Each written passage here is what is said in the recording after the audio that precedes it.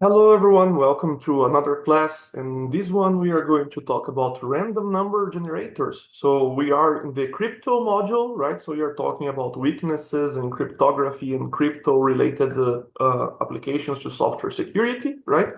Just to remind you that this is not a crypto course, right? There's so much things to talk about cryptography, but here is a module to talk about some common pitfall, common mistakes that in crypto implementation that end up affecting the development of our software, everyday software, right? So basically, the idea here is to highlight these pitfalls and to demonstrate why I have been talking about in previous classes about, well, if you simply import some crypto library or some crypto function from a library and deploy it without having the expertise, without having thought about the details, you're going to see that it's very easy to fall short for pitfalls.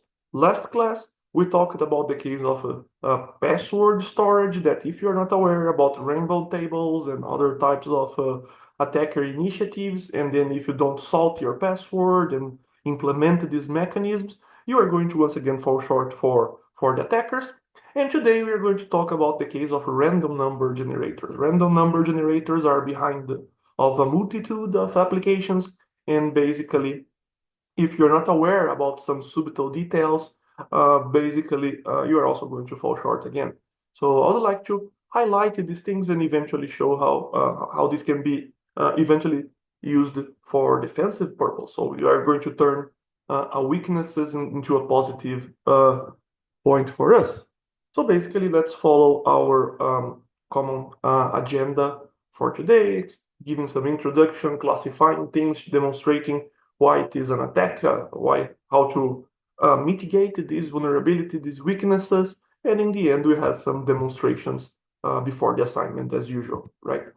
So basically, starting with the definition. So when you're talking here about random number generation, we are talking, of course, about random number generation in the context of security, more specifically in the context of cryptography. So you're assuming that there are some requirements on the quality of the randomness of this random number generation. This is important because when you are doing security, as you saw in the last class, in general, there is a multitude, a vast space to search, right? But when we make the defenses probabilistic, we reduce a lot the chance of the attacker guess that exactly number, that exactly password, that exactly ID, in the big space. So random number generations are very often used in many security applications due to this reason, following the same rationale. So basically, we have a very large space, and if we get a random number that somehow protects or represents something in this space, the attacker is limited to that space. The attacker has to guess that particular number. The attacker cannot operate in the other ones, right? So basically, that's the idea of applying random number generation into a system, right? To that, the randomness should be real, should be true, because if the attacker has a way to predict what is the number, well, the attacker has much bigger chances, right? It's not completely random. So basically, the idea is that the randomness should be true, should be real, such that we create this probabilistic protection against an attacker that is simply trying all combinations and brute force things. But what I have to tell you at this point that you probably never heard before or never thought about before is that there are different types of random number generations. One is the true random number generations, the true RNGs, and the other one is the pseudo-random number generations. Probably never thought about that before, that such that difference exists. And more than that, probably you never thought about which type of random number generation your computer has. Probably you simply imported a library, as I say that most developers do, and simply ask for a random number and never wondered from where and how this random number came from. I have to tell you at this point that your computer uses pseudo-random number generation, right? So basically, yeah, it's not perfectly random, but an approximation of randomness that we are going to discuss in the next slides. And this has severe implications for cybersecurity, as we are also going to discuss. So to enter into these details, let's explain what's the difference between a true and a pseudo random number generator. So basically, true random number generation, as the name says, is the ideal case. Is that what you would like to have? Something that generates a true random value. So the attacker has really no way to guess that value some other way. How this is accomplished in nature? Well, basically, we have to go to the physical layer of the nature. We cannot do this simply in our electronic devices with a Boolean representation. Basically, we have to go with an external sensor and measure something in the nature, such that the radioactive decay of some atom molecule or some thermal noise in the environment. So basically, we are going to put a sensor to measure some nature effect that's truly random, and then we use it at an analog digital signal converter to make this noise to become a value for our computers. That's what we would like to have in reality. Because this way the attacker has really no way to leak anything, to brute force anything. It's really a random number generations produced by nature. So it's non-deterministic. Every time this value of the decay of the thermal noise will be completely different and completely independent from each other. So even if the attacker is, doing some kind of man in the middle or is snooping, is sniffing the data in between, there is no way to predict, there is no way to leak, there is no way to replay, because it's really noise. It's a true random number generation. That's what we do like to have. The problem is that this is expensive. As you can imagine, you have to have the physical experiment, the physical setup to generate this noise. You need to have a sensor, you need to have a converter, which requires external hardware to do that. This in general is very expensive.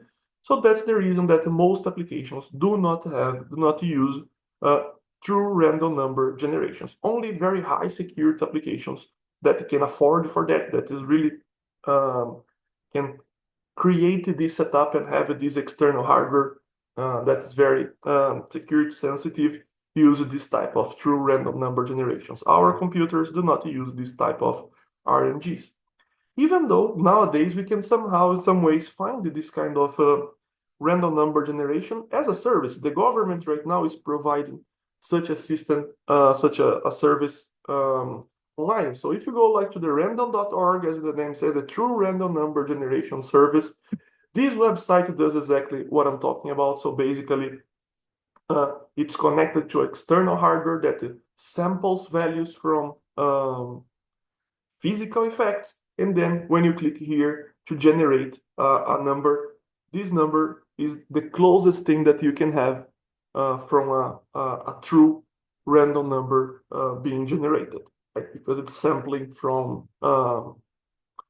physical effects, right? So a physical sensor, right? But not always we can rely on that. Sometimes we not even have an internet connection in our devices, so we have to have a way to generate random numbers in our systems. And in these cases, we use pseudo-random number generation. So this is what we have in our computers. And basically, it is a formula, it's an equation, it's a math formulation that basically sequentially produces numbers. And it produces number based on the previous value. So basically what we do is that given an initial seed, we keep generating values and values over and over again, accumulating all the previous values and doing operations over the previous values. So this formula is, of course, well calibrated with the parameters such that we humans, at our eyes, these numbers looks random. So it's random enough for a human. A human cannot identify the correlations and don't predict the next value. But if you are a machine, if you do statistical testing, or if you leak the information somehow, you're going to see that there is an algorithm, there is a formula based on the previous values, simply accumulating and computing this over and over again. So basically, there are formulas for this in our computers, right? When you go like in Python and then you import in NumPy and then you ask, give me a Gaussian distribution, well, there's a formula for the Gaussian distribution, right? So basically what the computer is doing is populating the values and producing the Gaussian distribution that you saw. And then you say, oh, yeah, this is a Gaussian distribution. The values were randomly generated? Well, right? They were following the formula, right? So giving an initial stimulation, basically the rest of the formula keeps going and keeps going, right? So basically that's what happens here for random number generation in general. So you can run this in your computer. It's simply an algorithm, requires no external hardware. It's very cheap, it's very fast, but it's not truly random.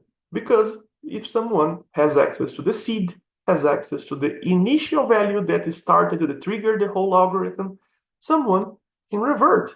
And that's the point that I'm talking about. So in general, many times these algorithms work by computing the previous value and accumulating on top of it, like the same way that you do, for instance, in the Fibonacci formula. So if you've never seen Fibonacci formula before, if you never noticed that, you're going to believe that value might be even eventually in the extreme case random, because you see that values that initially you don't see what is the pattern. But if you go to the root of the problem, what you're going to see is that, okay, the second value is just an operation over the previous one, and then the third value is operation over the second and the first, and so on and so forth, recursively. So it's going to produce values. So if you are aware about the formula, you know how the pattern looks like, and everything is very predictable. But if you've never seen this before, you're going to not identify the pattern. So the random number generation is the same thing, follow the same deterministical procedure, and everything is controlled in the end by the base case, to say so. That is the seed, that is a value that you pass to the random number generation to start. And in general, what are the values that we pass? So if you are using C or using Python or using any other library, in general, what is the value that we put there to initiate this process? In 99% of the cases, it's the time. So you're going to see something like the time new, as you're going to see here in this slide. Basically, this is the value that sent to the initialization. So you get the current time, you say generate random numbers starting with the current time as a seed. You represent the time as a number of seconds, milliseconds or something like that, and then say this is a number, and then keep generating things from this number, right? But this has a severe security implication, right? That's basically the weaknesses that we are going to talk about now. The weakness is that since it's based on time, if someone is able to discover what is the seed, what was the time, it's game over, right? The attacker will be able to deterministically identify what are the patterns, what are the sequence, and predict even the future random numbers to be generated, because they are not numbers, they are just following a formula, right? So it's very common if you program in C to use constructions like that. Probably you have done this before, that is srand time new, right? So this is saying srand source the rand, seed the rand formula with the current time, right? So that's basically what this formula is saying. And then if you use simply import time in Python and then import random and random something, basically under the hood, what it's doing is something very similar in the C implementation of Python, right? So basically it's getting the current time and sourcing the rand. But sometimes this current time might leak. It's very common. If the attacker has access to that, it's game over. For instance, sometimes we get some receipts in some place, sometimes some things that we buy, and then we get a receipt, and the receipt has the time saying, oh, you bought this product at this time. Well, if the randomness is seeded, the rand function is seeded by the time of the operation, you not even need to guess, because the information was made public, right? So you know, like, oh, it's 3 p.m., I bought this, so the random number generation was seeded at 3 p.m. So if I'm trying to attack that system, I know that, okay, to revert, to get access to the code behind this operation, I just need to produce random numbers following the pattern starting with the 3 p.m. and so on and so forth, and then this is going to happen. Even if it's not so precise, note that this significantly reduces the space that one has to search, because initially one to break the random number generation would have to guess what is the seed into like a 32-bit or a 64-bit value.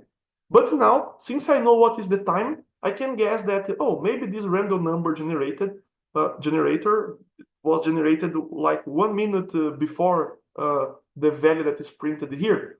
So basically, I just have to guess the values corresponding to 1 minute, not to 60 combinations of 64-bit operation. It's much, much smaller. It's linear now, not exponential.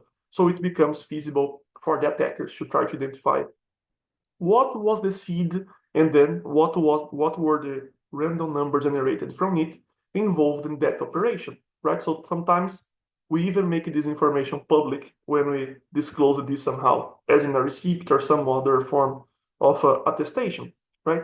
So this happens in practice, and then this completely breaks the randomness of the system because now there is no randomness anymore. After you know the seed, you know the algorithm, you know everything, well, everything is deterministically. It's very easy for the attackers, right? Well, as you can imagine, this is a problem. So if you're trying to do this, and then if you're not aware about this possibility, and if you simply import a library and the library is doing it, or if you are just calling yourself srand time new, well, you're introducing a weaknesses in your system. So this is bad for the defense. But in some other cases, these weaknesses are good for the defenses, such as in the case of ransomware. Because sometimes the ransomwares were created following the same weaknesses. So the randomness of the ransomware was not a real randomness, but a pseudo random number generated with a known seed. And once you know the known seed, we can use this to completely disarm the ransomware and recover everything. So this is a positive use for the defenders. And that's what I would like to talk about. So probably at this point, you know what is a ransomware. This is a type of malware that encrypts your file in the system and asks you for a ransom to rescue to ask for a ransom to rescue the files, like to give you the key back that encrypted your files, right? That's the idea. There are different ways to implement that. One way is the attacker set a key in the server and the ransomware downloads the pre-established key to encrypt the files. But in general, what a ransomware does is that it generates the key in place. So it generates the key and then encrypts the file and then finally sends the key back to the attacker saying, hey, I encrypted these files with this key. And this goes via an encrypted connection, so you cannot see, right? That's the idea. But sometimes the attackers generate the keys based on their end, and their end is seeded with the current time, right? So they were doing this a lot. Right now, they are getting better. It's very rare to see this type of construction in modern ransomware. So if the developers are not learning, the attackers are learning fast. But sometimes we still see, and during a period, it was very popular to find this type of weaknesses. So they generated the key based on srand sourced with the current time, and then encrypted the files.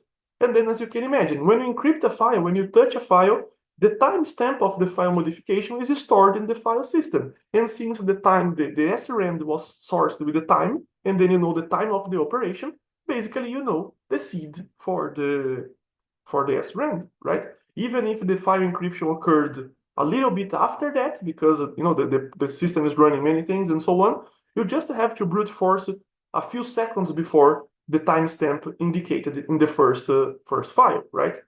Or even like you know that when the ransomware system is started to run, so all that you have to do and say, well, from this time into the future, I'm going to brute force all these values because I know that it's this around this time period the ransomware file was running. I see this in the log, so I don't have to brute force 2 up to 64-bit, this huge number of combinations, but I only have to brute force a few seconds, starting by the actual timestamp displayed in the file, right? So basically, this is a weakness that would allow us to recover the key without paying the ransom, and then we recover the keys of the victim of the ransomware, right? So this is a way that we can use this for our benefit, right? So basically, how do we mitigate that? Well, we have to, whenever possible, to use true random number generators, right? So if that's the case, if you can afford, if we can do that, it's a good idea. If we can't, if we still need to use a pseudo-random number generation, we have to care about how to seed the random number, the pseudo-random number generation, right? So basically, we need to get a less predictable seed otherwise you're completely destroying.